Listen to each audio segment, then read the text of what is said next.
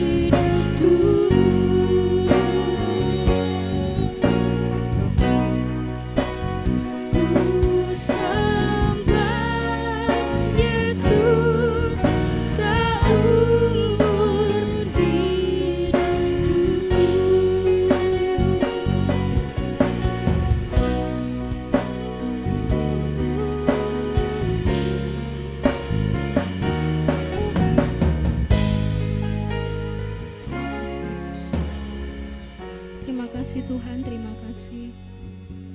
Kami sembah Engkau seumur hidup kami Tuhan. Kami mau memuji dan memuliakan nama-Mu lebih lagi Tuhan. Biarlah Engkau urapi setiap kami yang ada di tempat ini Tuhan. Terima kasih Tuhan, terima kasih, kami siap untuk memuji nama Tuhan lebih lagi. Dalam nama-Mu kami berdoa dan bersyukur. Haleluya, amin.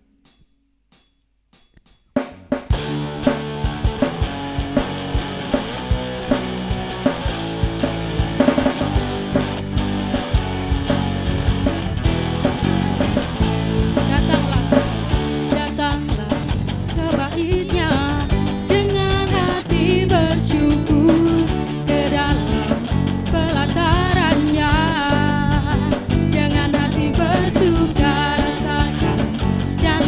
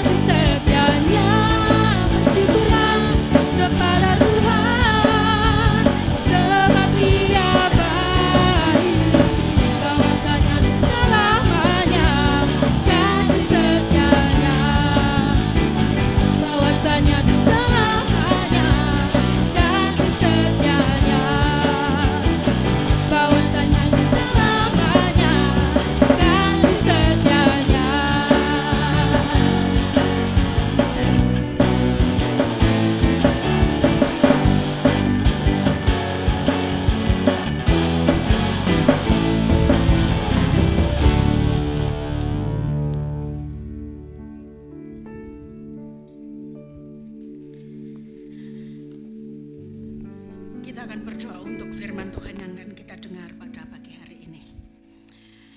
Terpujilah namamu Allah yang maha besar, Allah yang kami tinggikan di dalam Yesus Kristus. Pagi hari ini kami menyediakan hati kami untuk mendengarkan suaramu. Berbicaralah kepada kami Tuhan, supaya kami dapat mengerti apa yang Tuhan mau ingin kami lakukan dalam kehidupan kami. Kami siap mendengarkan firman-Mu, di dalam nama Tuhan Yesus kami berdoa. Amin. Shalom saudara-saudaraku yang dikasihi Tuhan.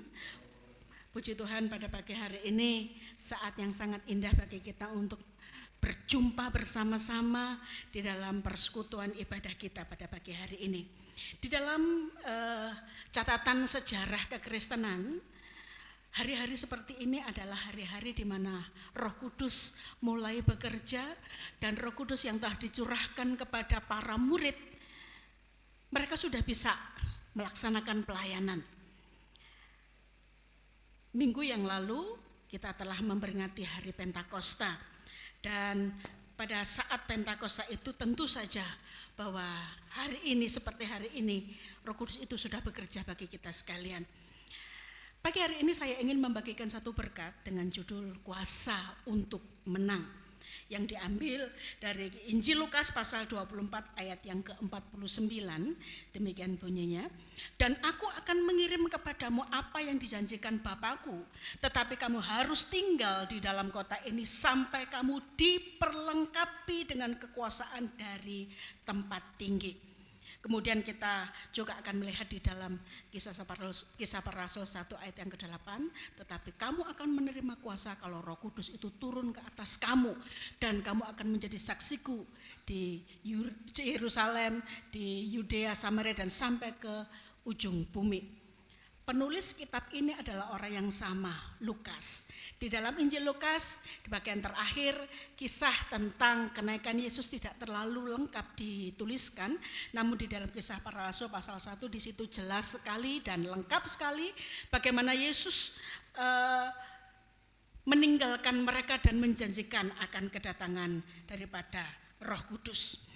Dari Injil Lukas pasal 24 ayat ke-9 dan Kisah Para Rasul 1 ayat yang ke-8 tadi, bahwa itu berbicara tentang Roh Kudus. Roh Kudus itu adalah kekuatan atau kekuasaan dari tempat yang tinggi. Nah, saudaraku yang dikasihi Tuhan, kuasa atau di dalam kamus itu berarti kekuatan atau power atau hak. Ketika seseorang memiliki kuasa, ketika seseorang memiliki kuasa, maka dia berhak atas apa yang dikuasainya itu. Di dalam firman Tuhan dikatakan seorang suami berkuasa atas istrinya, maka seorang suami berhak penuh atas istrinya. Ketika kita mendengar perkataan kuasa, seorang menguasai suatu lokasi, maka orang itu memiliki power, memiliki hak untuk melakukan apa saja terhadap lokasi yang menjadi kekuasaannya. Ada dua hal yang pagi hari ini saya ingin sampaikan kepada sidang jemaat sekalian. Kuasa apa yang diberikan kepada kita? Jelas di dalam firman ini dikatakan bahwa saudara, kita memiliki kuasa, kita diberikan kuasa untuk bersaksi. Bersaksi ini adalah salah satu daripada tugas gereja yang 3 ya. Ada diakonia, ada koinonia, dan ada marturia. Dan kesaksian ini adalah marturia. Bersaksi ya. Di dalam Lukas pasal 24 ayat yang ke-48, kamu adalah saksi dari semua ini. Ya, saksi daripada semua proses penyelamatan umat manusia yang dilakukan oleh Yesus. Mulai daripada penyalipannya sampai dengan kebangkitannya, kamu adalah saksi. Saksi adalah orang yang melihat, merasakan suatu peristiwa, tetapi banyak orang takut untuk menjadi saksi dan tidak mampu, tidak sanggup untuk mengungkapkan apa yang telah dilihat dan dirasakannya. Nah, oleh sebab itu Alkitab mengatakan perlu kuasa. Ya, kuasa supaya kita semua bisa menjadi saksi. Seperti yang telah dialami oleh Petrus, Yohanes, dan murid-murid yang lain. Ketika Roh Kudus itu turun ke atas mereka, mereka memiliki keberanian untuk berbicara di hadapan banyak orang ketika orang-orang yang ada di loteng Yerusalem itu kemudian dikatakan mereka mabuk oleh anggur. Dan Petrus berani mengatakan bahwa kami tidak mabuk anggur karena ini masih jam 9. Ya. Tadinya Petrus tidak memiliki keberanian itu. Petrus dan Yohanes juga berani berbicara di Serambi Salomo. Kita bisa melihat peristiwanya itu di dalam Kisah Para Rasul, saudara-saudara. Kemudian dengan kuasa Roh Kudus itu pun Petrus dan Yohanes mampu berbicara di hadapan mahkamah agama. Semuanya itu karena kuasa yang telah diberikan kepada murid-murid Tuhan ketika mereka sudah menerima pengurapan Roh Kudus. Nah, peranan saudara dan saya sebagai saksi mungkin tidak sama dengan peranan para murid pada abad yang pertama. Mereka melihat secara langsung bagaimana penderitaan Yesus, bagaimana penyaliban Yesus, bagaimana kebangkitannya dan kenaikannya. Peranan saudara dan saya saat ini adalah menyaksikan bagaimana iman kita kepada pribadi Yesus yang telah menyelamatkan kita. Ya, kita bersaksi dengan lidah kita, dengan perkataan kita tentang pertobatan di dalam Yesus adalah sebuah keselamatan yang telah dijanjikan oleh Tuhan. Dengan lidah bibir kita, kita berani mengatakan kepada orang lain, kepada tetangga, kepada orang yang kita temui, bahkan mungkin pemuda-pemuda yang berpacaran dengan orang yang seiman, berani mengatakan di dalam Yesus ada keselamatan. Dan itu membutuhkan kuasa Roh Kudus di dalam kehidupan kita, saudara-saudara. Saksikan kepada dunia bahwa hidup kita ini selalu dipelihara oleh Tuhan, seperti Elia yang dipelihara oleh Tuhan, seperti bangsa Israel yang dipelihara dengan awan, dengan tiang api ketika mereka melakukan perjalanan keluar dari tanah Mesir. Saksikan bahwa hidup kita ini berbeda dari yang lain karena Tuhan yang membuatnya. Itu yang bisa kita saksikan. Ya, kendati pun kita tidak melihat secara langsung apa yang terjadi, peristiwa penyelamatan terhadap umat Tuhan. Tetapi buah daripada semuanya itu, saudara dan saya sekarang merasakan kita ada di dalam posisi sebagai orang yang telah ditebus, dan itu yang harus disaksikan kepada orang-orang yang lain yang belum percaya kepada Tuhan. Untuk bisa melaksanakan semuanya itu kita perlu kuasa Roh Kudus, saudara-saudara, sekali lagi, supaya Anda dan saya memiliki keberanian untuk menceritakan apa yang telah kita alami di dalam kehidupan kita. Saudara-saudara, kuasa Roh Kudus itu sudah diberikan kepada kita.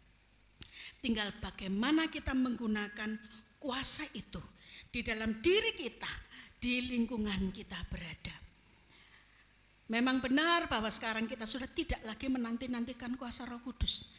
Tetapi yang kita perhatikan sekarang adalah apakah Roh Kudus itu sudah berperan secara lengkap 100% di dalam kehidupan kita, sehingga fungsi kita sebagai umat Tuhan mampu melaksanakan kesaksian itu kepada orang yang belum percaya kepada Tuhan. Itu kuasa yang pertama, saudara. Ayo kita terus menjadi saksi Kristus dengan kuasa yang telah diberikan kepada kita. Yang kedua, kuasa yang diberikan kepada kita adalah kuasa untuk menang menjalani hidup. Bukan hanya untuk bersaksi, bukan hanya untuk mengatakan kebaikan Tuhan kepada orang lain, tetapi kuasa kepada diri kita sendiri supaya kita bisa menang menjalani kehidupan ini. Saudaraku, ini kasih Tuhan, di dalam Kisah Para Rasul pasal yang kedua di sana diceritakan peristiwa kehidupan jemaat yang mula-mula itu tampak begitu harmonis. Mereka yang telah mendengarkan firman berkumpul bersama-sama mendengarkan para rasul untuk menyampaikan firman Tuhan. Ya, mereka membagi-bagikan harta bersama, milik satu orang juga milik kepunyaan yang lain.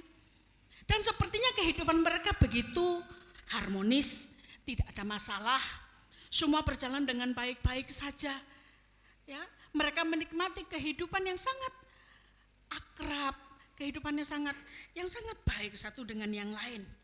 Namun sejarah mencatat terdapat penganiayaan yang luar biasa yang dilakukan oleh Kaisar Nero dari Kekaisaran Romawi.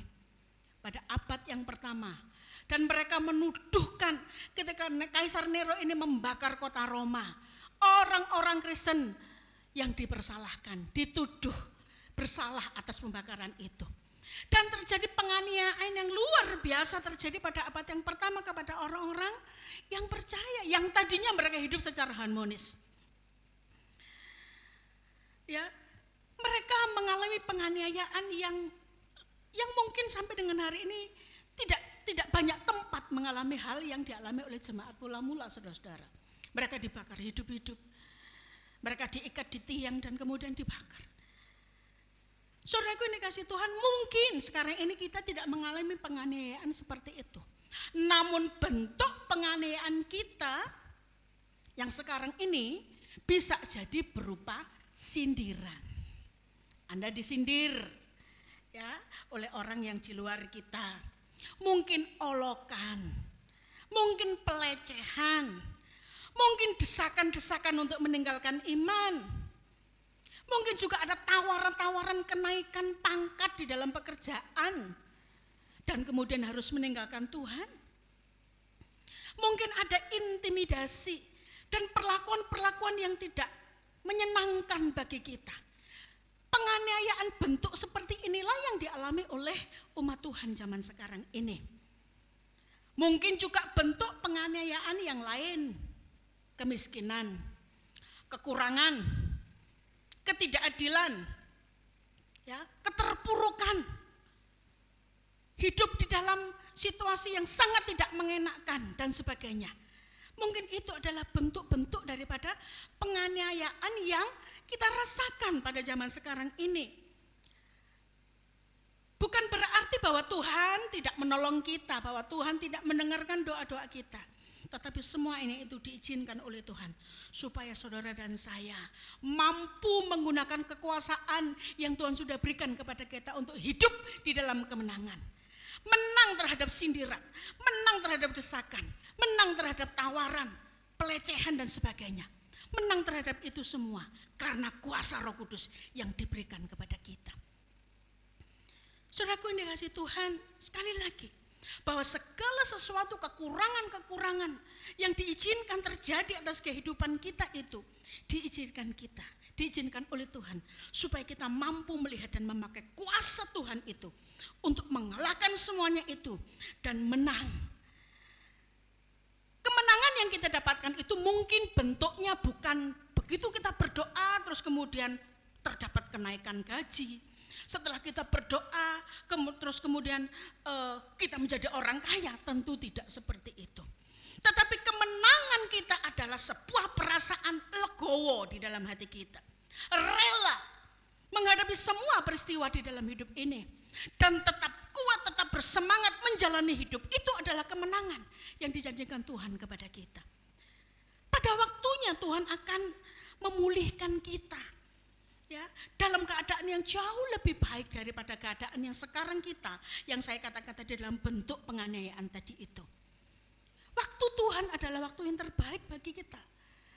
Kalau kita mungkin maunya instan seperti bikin mie instan selesai cepat, tetapi waktu Tuhan sangat rahasia bagi kita, karena Tuhan tahu yang terbaik kapan waktunya untuk memulihkan kita.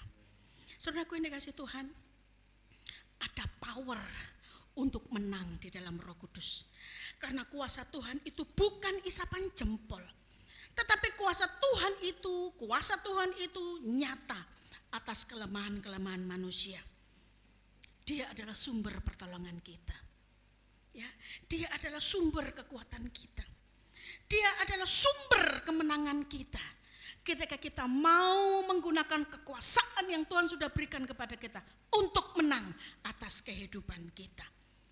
Jangan khawatir hari esok saudara-saudara, karena hari esok Dia sudah ada di sana. Langkah kita ke depan Dia sudah ada di sana. Dan kemenangan itu pasti disediakan bagi setiap orang yang mau menggunakan kekuasaannya untuk memperoleh kemenangan. Bersama Dia kita tidak akan khawatir apapun juga. Tuhan memberkati.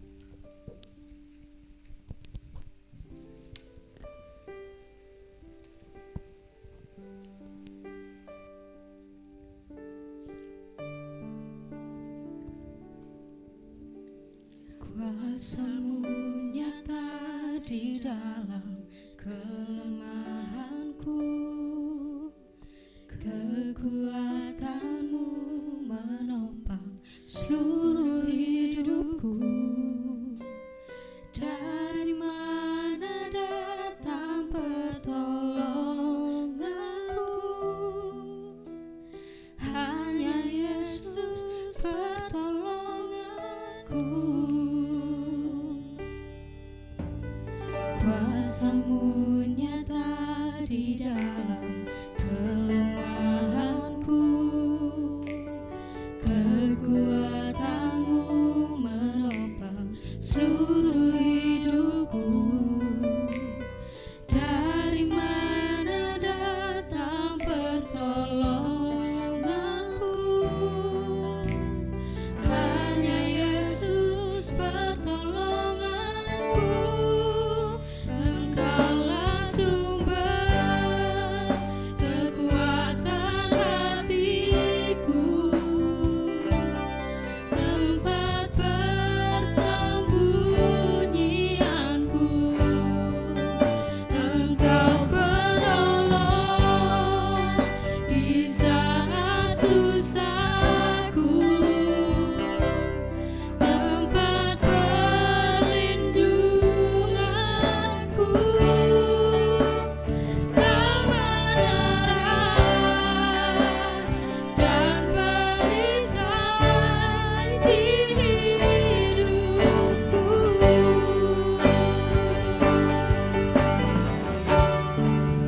Engkaulah sumber kekuatan hatiku, tempat persembunyianku. Engkau penolong di saat susahku, tempat perlindunganku. Kebenaran dan perisai di hidupku.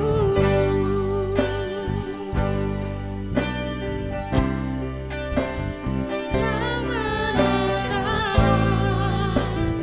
dan perisai di hidupku.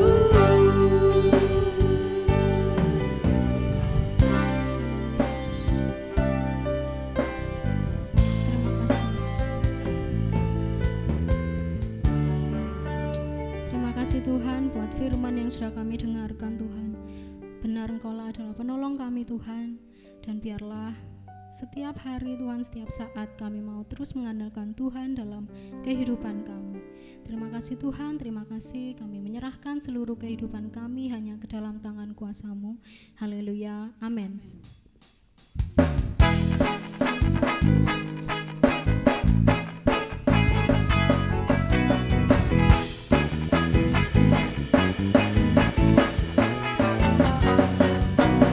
Segala puji syukur hanya bagi-Mu Tuhan, sebab Kau yang layak dipuja. Kami mau bersorak tinggikan nama-Mu.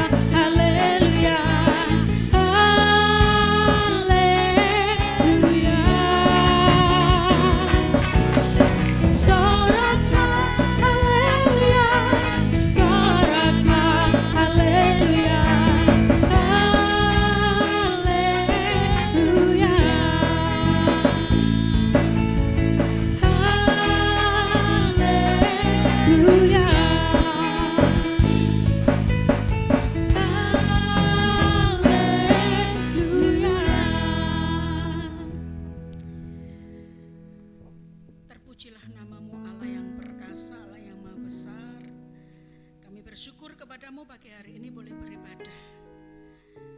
Terima kasih buat berkat-berkat-Mu yang Kau limpahkan buat kami. Sekarang saudara-saudara yang kasih Tuhan, terimalah berkat Tuhan. Tuhan memberkati engkau dan melindungi engkau. Tuhan menyinari engkau dengan wajah-Nya dan memberi engkau kasih karunia. Tuhan menghadapkan wajah-Nya kepadamu dan memberi engkau damai sejahtera. Diberkatilah segala usahamu, diberkatilah anak cucumu, diberkatilah rumah tanggamu, diberkatilah buah kandunganmu, dan diberkatilah semua pekerjaanmu.